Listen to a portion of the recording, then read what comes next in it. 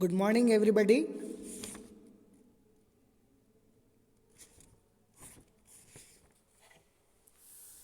आज हम medical surgical nursing के अंतर्गत प्री ऑपरेटिव केयर के बारे में पढ़ेंगे कि प्री ऑपरेटिव केयर क्या है। प्री ऑपरेटिव केयर का मतलब होता है कि ऑपरेशन से पहले जो भी पेशेंट की केयर की जाती है, देखभाल की जाती है या पेशेंट के को ऑपरेशन के लिए तैयार किया जाता है, उसे हम प्री ऑपरेटिव केयर कहते हैं। सबसे पहले हम देखते हैं कि सर्जरी, इसका इंट्रोडक्शन देखते हैं और उसमें हम देखते हैं ऑपरेशन और सर्जरी क्या है और इसे हम किस प्रकार से परिभाषित कर सकते हैं। तो ऑपरेशन और सर्जरी के बारे में, surgery is the both of an art and science of treating any disease, injuries and disformities by the operation and instrumentations। तो सर्जरी क्या है, एक प्रकार की क्या है, एक साइंस भी है और एक प्रकार की कला है। किसके लिए? जिससे हम क्या कर सकते हैं, कोई भी बीमारी को ठीक कर सकते हैं। किसके थ्रू? कोई भी बीमारी और कोई भी डिसफॉर्मिलिटी को, किसी भी इंजुरी को हम ठीक कर सकते हैं। किसके थ्रू? इंस्ट्रूमेंट के थ्रू। तो इसे अब हम हिंदी में देखते हैं। सर्जरी विज्ञान की एक कला है या शाखा है या एक आर्ट है, कला है, जिसमें क्या है, जिसमें किसी रोगी को चोट या विकार, चीरा लगाकर एवं अंत्र अंगों को सर्जरी के थ्रू परिवर्तित किया जाता है।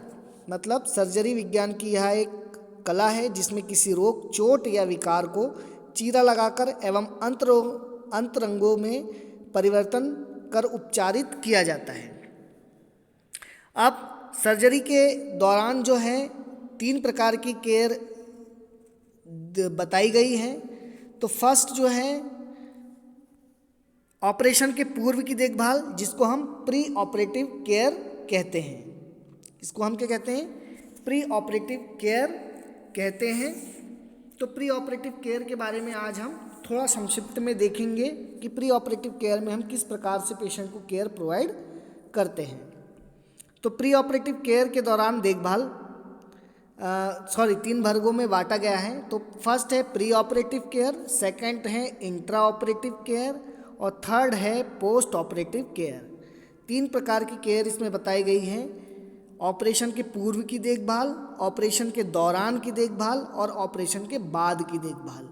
तो pre operative care, post operative care and intra operative care. Intra मतलब ऑपरेशन के दौरान, पोस्ट मतलब ऑपरेशन के बाद, प्री मतलब ऑपरेशन के पहले। तो इतने प्रकार की केयर जो है इसमें बताई गई है और हम पेशेंट को इतने प्रकार की केयर जो है प्रोवाइड करते हैं। अब हम बारी बारी से देखेंगे। तो इन सभी को मिलाकर परिशल्क क्रिया या प्री ऑपरेटिव केयर भी हम कहते हैं।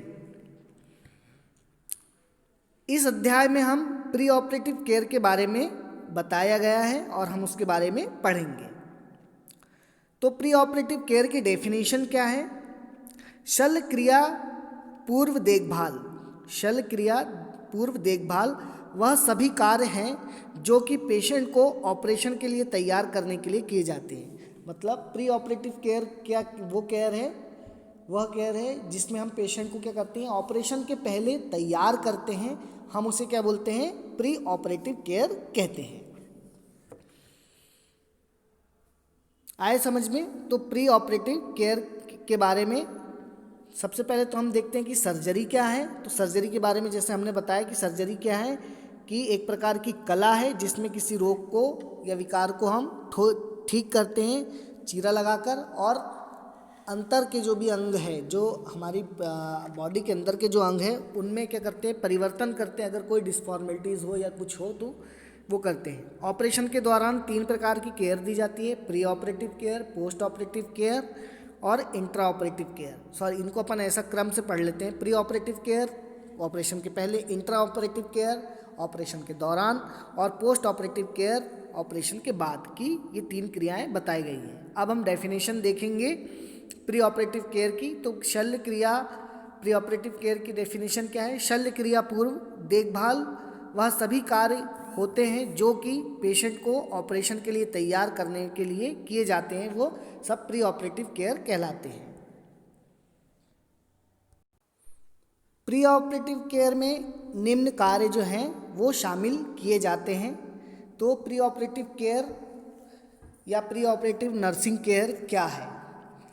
तो सबसे पहले हम प्री ऑपरेटिव केयर में क्या करते हैं? लिखित सहमति पत्र जो है वो प्राप्त करते हैं, रिटन कंसर्ट अपन पेशेंट को लेते हैं। ऑपरेशंस के पहले पेशेंट से हम क्या करते हैं? कंसर्ट साइन कराते हैं कि आपके पेशेंट्स की जो सर्जरी है आपके द्वारा जो है करवाई जा रही है, आपके जो मर्जी के विरुद्ध नहीं, मतलब मर्जी के तहत हम ये ऑपरेशन कर रहे हैं। इसमें अगर जान मान की हानि होती है तो आप स्वयं उत्तरदायी होंगे। तो इस प्रकार का कंसर्ट लेटर जो है पेशेंट से साइन करवाया जाता है। सेकंड है पेशेंट के एंजाइटी को कम करना। सेकंड काम क्या है? पेशेंट जो है, जो फर्स्ट वाला जो लिखित सहमति पत्र है हम उनके फैमिली से प्राप्त करते हैं पेशेंट्स की, कि उसकी जो फैमिली है उनसे वो हम कंसर्ट लेटर लिखवाते हैं, सहमति पत्र लिखवाते हैं कि हम सर्जरी करवाने के लिए तैयार हैं या ऑपरेशन करवाने के लिए तैयार हैं। अगर इसमें कुछ भी परेशानी या कॉम्प्लिकेशंस होते हैं तो इसके जिम्मेदार आप स्वयं होंगे। पेशेंट के एंजाइटी को कम करना सेकंड काम है।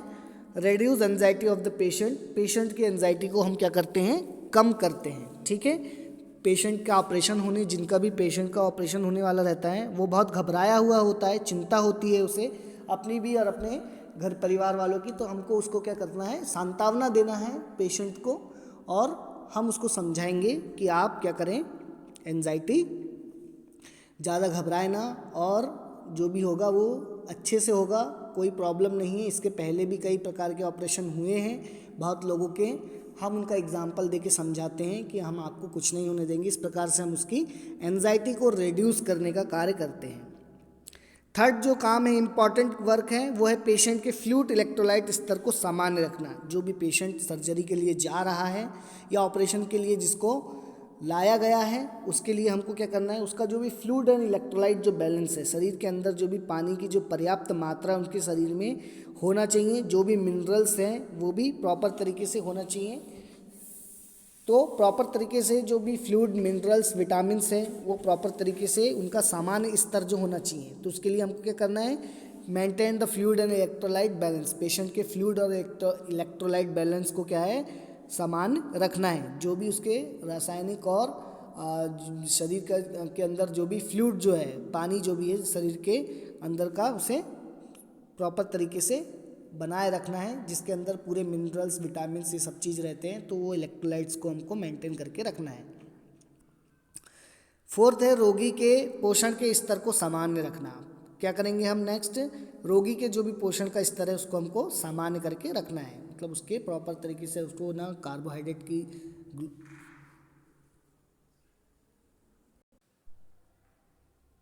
तो पेशेंट के हमको है न्यूट्रिशनल जो भी इम्बैलेंस है उसको प्रॉपर बैलेंस करके रखना है। ठीक है, तो पोषण के स्तर को बनाए रखना है।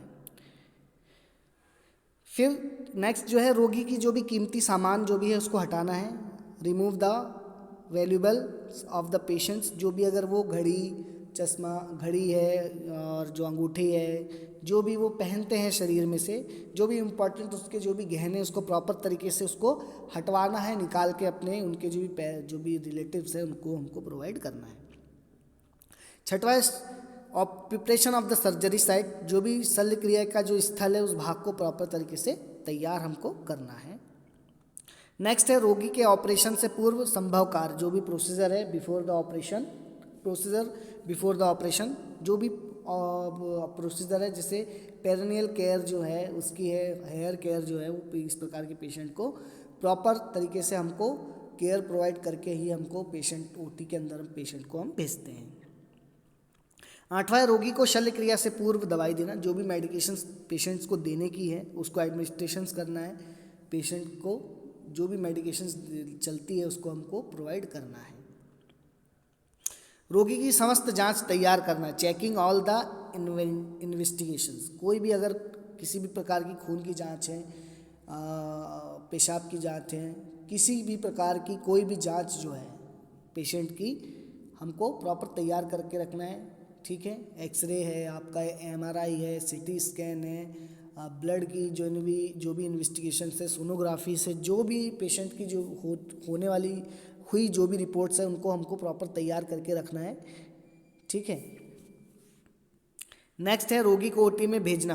फिर हमको क्या करेंगे, पेशेंट को शिफ्ट करेंगे हम, रोगी को जो भी पेशेंट है उसको हम प्रॉपर तरीके से शिफ्ट करेंगे अंदर, ठीक है। तो इस प्रकार के जो हमको पेशेंट्स के प्री ऑपरेटिव केयर में 10 प्रकार की जो भी है हमको इस प्रकार से करना है। अब हम इनको बारी बारी से पढ़ेंगे कि किस प्रकार से हमको ये करना है। फर्स्ट है इसमें कि प्री ऑपरेटिव केयर में पहला था लिखित सहमति पत्र प्राप्त हमको करना है, गेट द रिटर्न कंसर्ट हमको पेशेंट से प्राप्त करना है। तो सर्जरी से पूर्व पेशेंट को प्राय सर्जरी के बारे में पता होता है, मोस्टली जो सर्जरी से पूर्व जो है कई ऐसे पेशेंट हैं उनको सर्जरी के बारे में पता होता है, फिर भी उसे इस बारे में बताना है। फिर भी हमको क्या करना है, पेशेंट्स को हमको एक्सप्लेन करना है कि आज आपकी सर्जरी है, आपका ऑपरेशन है। अगर पेशेंट कॉन्शियस है तो, अगर अनकॉन्शियस है तो हम उसको नहीं बता सकते हैं, ठीक है। तो पेशेंट अगर कॉन्शियस है तो हमको उसको प्रॉपर तरीके से सर्जरी के बारे में बताना है कि आज आपकी सर्जरी है और आज हम आपकी सर्जरी करेंगे, आज आपका ऑपरेशन है। नेक्स्ट है पेशेंट को सर्जरी के प्रोसीजर, लाभ से एवं संभावित कॉम्प्लिकेशंस के बारे में बताना चाहिए। पेशेंट्स को आपको बताना है कि आपकी जो सर्जरी कर रही है इससे आपको क्या लाभ है, ठीक है। और आपको ये भी बताना है कि कुछ इसके बाद कॉम्प्लिकेशंस हो सकते हैं मे बी, लेकिन आपको घबराने की ज़रूरत नहीं है। तो सबसे पहले हम पेशेंट को क्या करेंगे, प्रोसीजर जो है, जो भी प्रोसीजर करेंगे हम किस प्रकार से करेंगे उस प्रोसीजर को हमको उसको बताना है। उसके लाभ के बारे में बताना है हमको, जो भी संभित और जो भी कॉम्प्लिकेशंस हो सकती है उसके बारे में हमको छोटा सा बताना है, ज़्यादा उसको एक्सप्लेन नहीं करना है, जिससे क्या होगा पेशेंट्स को प्रॉब्लम होगी और वो घबराएगा। नेक्स्ट है यदि पेशेंट अवयस्क है, अगर पेशेंट जो है अवयस्क है, ठीक है, या फिर वो बच्चा है या अनपढ़ है या फिर मंदबुद्धि है, तो यह बातें रोगी को किसी समझदार व्यक्ति को बताना चाहिए। अगर पेशेंट के साथ ऐसी प्रॉब्लम्स हैं कि अगर वो मंदबुद्धि है, अनपढ़ है या वयस्क नहीं है, अपनी देखभाल नहीं कर सकता है, तो उसको क्या है, किसी भी जो समझदार व्यक्ति, जो भी उसके रिश्तेदार है, माता पिता, उन सबको आपको ये एक्सप्लेन करके ये बताना चाहिए। इसके बाद ही पेशेंट का सहमति पत्र हस्ताक्षर करवाने चाहिए। उसके बाद ही पेशेंट का जो सहमति पत्र है वो हस्ताक्षर करवाना है। पहले पूरी एक्सप्लेन करना है, प्रोसीजर पूरा बताना है, कंसर्ट के बारे में कि क्या क्या हम करने वाले हैं, किस प्रकार से होगा, ये सब चीज़ प्रॉपर तरीके से बताने के बाद ही हमको पेशेंट से क्या है, सहमति पत्र पे हस्ताक्षर करवाना है, ठीक है। नेक्स्ट है यदि अनपढ़ है तो अंगूठा भी लगाया जा सकता है। अगर पेशेंट जो है अनपढ़ है, उसे पढ़ना लिखना नहीं आता, तो हम उसको क्या कर सकते हैं, अंगूठा भी लगाया जा सकता है उसका। साथ में सदा हमेशा क्या है, साथ में एक गवाह के हस्ताक्षर भी लेना है हमको प्रॉपर, जिसे सारी बात बतानी चाहिए। एक गवाह भी हमको साथ में रखना है, उसको पूरी प्रॉपर तरीके से इस कंसर्ट के बारे में, ऑपरेशन के बारे में हमको बताना है। गवाह पेशेंट से अन्य कोई व्यक्ति भी हो सकता है। गवाह जो है वो पेशेंट से अन्य कोई व्यक्ति भी, उसका रिश्तेदार, उसके माता पिता जो भी है, भाई बहन, वो भी हो सकता है, ठीक है। नेक्स्ट है इसके साथ ही रोगी को किसी निकट संबंधी तथा माता पिता, पुत्र, बहन, भाई से हस्ताक्षर ले लेने चाहिए। साथ में क्या है, रोगी की जो भी निकट रिश्तेदार है उनसे भी हमको साइन करवा लेना चाहिए, जो भी इनके रिलेशनशिप में, जो ब्लड रिलेशनशिप में रखते हैं उनसे। नेक्स्ट है यदि पेशेंट की आयु 18 वर्ष से कम हो तो इसके संरक्षक के हस्ताक्षर लेना चाहिए। अगर व्यक्ति जो है अवयस्क है तो उसके हमको संरक्षक, जो भी उसके माता पिता है, उसकी हमको साइन लेना चाहिए अगर उसकी उम्र जो है कम है और वो जो नाबालिग है। सभी हस्ताक्षर लेने से पूर्व सहमति पत्र अच्छी तरह भर लेना चाहिए। प्रॉपर अगर जब हमको हस्ताक्षर लेना है तो प्रॉपर तरीके से उसके हमको भरना है, सहमति पत्र पढ़ के बताना है और उन्हें भी पढ़ने के लिए देना है। उसके बाद ही हमको क्या है, पूरी प्रोसीजर एक्सप्लेन करने के बाद ही हमको साइन करवाना है। सेकंड जो है प्रोसीजर, वो पेशेंट की एंजाइटी को कम करना है। Reduce the anxiety of the patients. अब हम पेशेंट की एंजाइटी को किस प्रकार से हम रिड्यूस कर सकते हैं उसके बारे में हम चर्चा करेंगे। तो संभवतः क्या है कि जिसकी भी सर्जरी होती है, होने की होती है, एज अ ह्यूमन बीइंग सभी लोग जो हैं थोड़े डरे हुए रहते, थोड़े सहमे हुए रहते हैं। कुछ लोग इस चीज़ को कॉप अप कर जाते हैं, ठीक है, कुछ लोग इसको नहीं कर पाते हैं। लेकिन हमको सभी को अच्छी तरीके से बताना है, समझाना है और उनके एंजाइटी को कम करने में उनकी मदद करना है। तो सर्जरी से पूर्व पेशेंट की एंजाइटी होना एक प्रकार की सामान्य बात है, नेचुरल सी बात है। सभी लोग जो होता है कि अगर किसी का ऑपरेशन होना है तो वो थोड़ा घबराते हैं, परंतु इसे कम करने का प्रयास करना चाहिए। लेकिन हमको क्या करना है, इसको कम करने का प्रयास करना चाहिए, क्योंकि कई बार पेशेंट ओटी में जाने के बाद घबरा जाता है। लेकिन कई बार क्या होता है, पेशेंट को जैसे ओटी में लेके जाते हैं वो उसका बीपी बढ़ जाता है, प्रॉब्लम हो जाती है, तो पेशेंट क्या घबरा जाता है, उसका ब्लड प्रेशर बढ़ सकता है, जिसके कारण क्या है, बहुत ज़्यादा घबराहट के कारण पेशेंट का ब्लड प्रेशर बढ़ने के कारण सर्जरी करने में दिक्कत हो जाती है। तो सर्जरी से पूर्व पेशेंट के एंजाइटी होना सामान्य बात है, परंतु हमको इसको कम करने का प्रयास करना चाहिए, क्योंकि कई बार पेशेंट ओटी में जाने के बाद घबरा जाता है एवं हाइपरटेंशन आ जाता है। एवं क्या हो जाता है, हाइपरटेंशन मतलब ब्लड प्रेशर जो है वो बढ़ जाता है पेशेंट का, एवं सर्जरी कैंसिल हो जाती है। अगर पेशेंट की सर्जरी, इससे क्या हो जाता है, पेशेंट की सर्जरी जो है वो टल सकती है, कैंसिल हो जाती है, क्योंकि अगर किसी का ब्लड प्रेशर सामान्य नहीं रहता तो सर्जरी नहीं की जाती। अतः इसे कम करने के लिए पेशेंट को क्या करना है, अतः हमको इसको कम करने के लिए हमको किस प्रकार से हम कर सकते हैं, हम इसमें देखेंगे। तो पेशेंट को एक दूसरे पेशेंट से मिलवाया जाता है जिनकी सर्जरी पहले हो चुकी है। एक पेशेंट को दूसरे पेशेंट से मिलवाया जाता है कि आप इनसे देखिए, इनकी भी सर्जरी 2 दिन पहले हुई है या कुछ समय पहले हुई है, लेकिन इनकी सर्जरी के बाद ये एकदम स्वस्थ हैं, आप इनसे बात कर रहे हैं। तो इस प्रकार का एग्जाम्पल देके पेशेंट के पास ले जाकर उन दूसरे पेशेंट को जिनकी सर्जरी हो चुकी है उनको हमको समझाना है कि इस प्रकार से आपको कुछ नहीं होगा, ठीक है, और सब कुछ सही होगा। पेशेंट को ओटी के बारे में बताना चाहिए, पेशेंट को जो है ऑपरेशन थिएटर ओटी के बारे में हमको प्रॉपर तरीके से बताना चाहिए, एक्सप्लेन करना चाहिए, ठीक है। नेक्स्ट अपन देखेंगे इसमें, नेक्स्ट है इसमें पेशेंट को हमको क्या करना है, उसे डर लगता है कि उसे दर्द होगा, तो उसको हमको बताना है कि हम ये जो भी पार्ट है जहाँ पे भी सर्जरी कर रहे हैं उसको हम शून्य करके हम ये काम करेंगे, तो आपको दर्द का अनुभव नहीं होगा। तो उसको ये विश्वास दिलाना है कि आपको दर्द नहीं होगा, जिससे उसकी एंजाइटी भी कम होगी। नेक्स्ट है, यदि पेशेंट धार्मिक हो तो उसे भगवान पर विश्वास रखने के लिए कहना चाहिए। जो भी रिलीजन्स का हो, चाहे वो क्रिश्चियंस हो, मुस्लिम्स हो, बौद्ध हो, ईसाई हो, जो भी हो, हिंदू हो, तो उसे जो भी वो उस भगवान को जिसको वो मानता है उस पर हमको उसको बोलना है कि आप उस पर विश्वास रखिए, जो भी है सही होगा, कोई प्रॉब्लम नहीं होगी आपको। इस प्रकार से हमको पेशेंट को एक्सप्लेन करना है।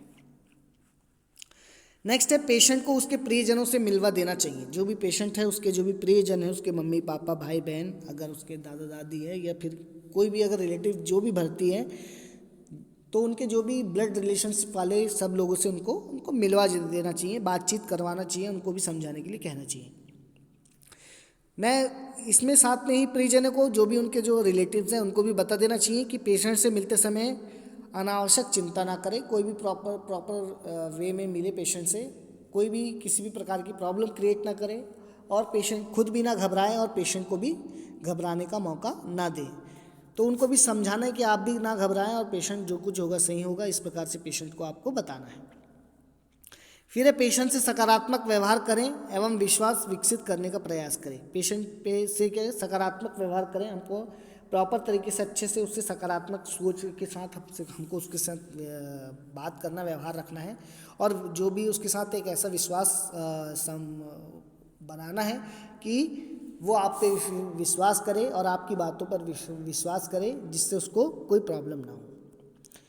पेशेंट को किसी दूसरे मरते हुए पेशेंट से अवॉइड रखने का प्रयास करें। अगर ऐसा कोई पेशेंट है जिसकी क्रिटिकल कंडीशंस है और जिसकी डेथ हो रही है, या वो बहुत ज़्यादा मतलब बीमार हो और उसकी डेथ संभव है, तो ऐसे पेशेंट से उनको नहीं मिलवाना है, जिससे उनसे में क्या होगी, वो भी देख के एंजाइटी जो है उनके अंदर डेवलप्ड होगी, हाइपरटेंशन होगा और उनकी सर्जरी है वो प्रॉपर तरीके से नहीं हो पाएगी। नेक्स्ट है, पेशेंट के सवालों का जो भी वो सवाल पूछता है उसको हमको सकारात्मक तरीके से सही उत्तर देना है। कोई भी क्वेश्चन अगर पेशेंट करता है तो आपको उसको प्रॉपर वे में, प्रॉपर तरीके से, सही लिहाजा से उसको क्या करना है, हमको पेशेंट्स को बताना है, ठीक है। पेशेंट को की जो भी मनपसंद जो भी फिल्म है या संगीत है उसको हमको उसे सुनाने के लिए कहना है। पेशेंट को जो भी है, अगर आप उसको पेशेंट को पूछना है कि आपको क्या पसंद है, कौन सा गाना पसंद है, कौन सी मूवी पसंद है, तो उससे हमको जो भी रिक्वायरमेंट जो भी उसकी हमको उससे पूछना है, जिससे हम उसकी एंजाइटी भी दूर कर सकें और उसको हमको उस चीज़ के लिए उसको खुशी मिलेगी, जिससे वो नॉर्मल कंडीशन में रहेगा और हमको ऑपरेशन करवाने में जो है वो मदद मिलेगी। तो पेशेंट को जो भी मनपसंद जो भी उसकी फिल्म है, संगीत है, सुनने के लिए उसको कहना है कि आप सुन सकते हैं, देख सकते हैं, आप सुनिए, ठीक है।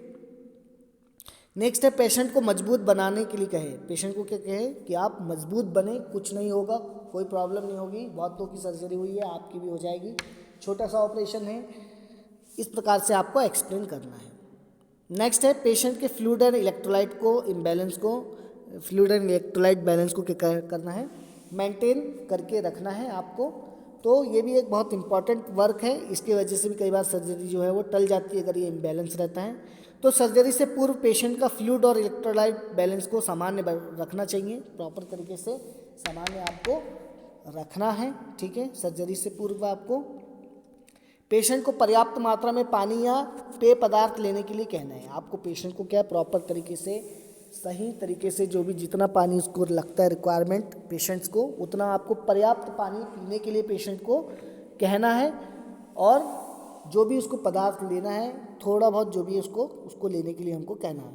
पेय पदार्थ जो भी है वो उसको खाने के लिए कहना है, जो वो हमको कोई भी ठोस पदार्थ नहीं देना है पेशेंट्स को, और वो भी कम मात्रा में। वैसे तो सर्जरी के पूर्व पेशेंट्स को 24 आवर्स जो भी है, सुबह से अगर मॉर्निंग है तो शाम से कुछ खाना नहीं दिया जाता, नील बाय माउथ रखा जाता है।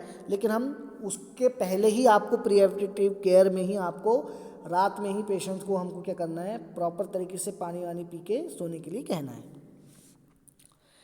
ब्लड केमिस्ट्री की रिपोर्ट, जो भी ब्लड के अंदर की जो भी रिपोर्ट, जो ब्लड के रिलेटेड जो भी रिपोर्ट है, उसके आधार पर यदि आवश्यक हो तो फ्लूइड प्रोवाइड करने चाहिए। अगर आपको ऐसा लगता है कि पेशेंट्स को फ्लूइड देना चाहिए, आईवी फ्लूइड देना चाहिए, ठीक है, उसकी जो भी इन्वेस्टिगेशन रिपोर्ट के अनुसार जो पेशेंट को है फ्लूइड इलेक्ट्रोलाइट हमको प्रोवाइड करना है। वैसे मोस्टली जो है IVRL जो भी है पेशेंट्स को लगाया जाता है, क्योंकि उसका ब्लड प्रेशर जो है सर्जरी के दौरान होने वाले जो भी ब्लड की जो कमी है उसमें लॉस ना हो और प्रॉपर तरीके से उसका सर्जरी हो पाए। नेक्स्ट है पेशेंट को यूरिन करने में यदि परेशानी हो तो कैथेटराइजेशन करना चाहिए। अगर पेशेंट्स को अगर यूरिन करने में प्रॉब्लम हो रही है तो कैथेटराइजेशन पेशेंट्स का करना चाहिए आपको, ठीक है। कैथेटराइजेशंस में क्या है, जो भी पेशाब में जो है नली डालने को कैथेटराइजेशंस कहते हैं। फर्स्ट ईयर का टॉपिक है, आप लोगों ने पढ़ा भी होगा। तो पेशेंट को यूरिन करने में परेशानी हो तो कैथेटराइजेशंस करना चाहिए। नेक्स्ट है यदि पेशेंट NG ट्यूब से भोजन ले रहा हो, या हो सकता है कोई ऐसा पेशेंट हो जो खाने में असमर्थ हो, जो प्रॉपर तरीके से फूड अपना खुद से नहीं खा पा रहा हो, या उसको लिक्विड डाइट दी जा रही हो, या वो पेशेंट अनकॉन्शियस हो, तो पेशेंट को अगर जो NG ट्यूब से नेजोगैस्ट्रिक ट्यूब, NG ट्यूब का मतलब है नेजोगैस्ट्रिक ट्यूब से अगर भोजन ले रहा है तो इसे साफ रखना चाहिए एवं पर्याप्त पेय पदार्थ लेने के लिए कहना चाहिए, और प्रॉपर तरीके से पर्याप्त जो भी है फ्लूइड जो है वो लेने के लिए आपको कहना है पेशेंट्स को। अगर वो अनकॉन्शियस है तो NG ट्यूब से, और नहीं है तो प्रॉपर पदार्थ लेने के लिए उसको कहना है। यदि किसी प्रकार का इलेक्ट्रोलाइट इम्बैलेंस हो, अगर कोई भी प्रकार का ऐसा इलेक्ट्रोलाइट इम्बैलेंस हो तो डॉक्टर को इन्फॉर्म करना है। पेशेंट्स जो भी रिलेटेड जो डॉक्टर इनको आपको इन्फॉर्म करना है एवं इसे करेक्ट करना है। और वो जो IV फ्लूइड जो भी है बॉर्डर ब्लड के अंदर जो भी इन्वेस्टिगेशन है उसका IV फ्लूइड का सोडियम, पोटेशियम, मैग्नीशियम जो भी इसका प्रॉब्लम अगर आता है नॉर्मल लेवल से कम या ज़्यादा आता है तो आपको डॉक्टर को रिपोर्ट करके उस चीज़ को फुलफिल करना है। उसके बाद ही सर्जरी के लिए पेशेंट को भेजना है। यदि ऑर्डर हो तो पेशेंट को NPO रखना चाहिए, नील बाय माउथ है। यदि ऑर्डर हो तो पेशेंट को क्या करता है, नील बाय माउथ रखना है। NOP मतलब पेशेंट को खाने के लिए हमको नहीं देना है। जिस दिन सर्जरी हो उस दिन रात में 24 आवर्स मतलब 12 घंटे के बाद से, जैसे कि पेशेंट की सर्जरी सुबह 8 बजे होना है तो हमको उसको 12 बजे रात में 12 बजे के बाद से कुछ भी खाने को नहीं देना है, ठीक है। उसके पहले अगर वो खा लेता है तो कोई प्रॉब्लम नहीं है, लेकिन 12 के पहले तक के उसको कोई भी भोजन जो है उसको प्रोवाइड नहीं करना है। तो इस प्रकार से जो है प्री ऑपरेटिव केयर में हमने ये 3 पॉइंट देखे हैं। नेक्स्ट जो है हम पेशेंट को पर्याप्त पोषण किस प्रकार से प्रोवाइड करते हैं, जो भी पेशेंट्स के आर्टिकल्स हैं उनको हटाने, पेशेंट को सर्जरी की साइट को तैयार करना एवं पूर्व किए जाने वाले जो भी कार्य हैं वो हम प्रॉपर तरीके से नेक्स्ट वीडियो में हम पढ़ेंगे।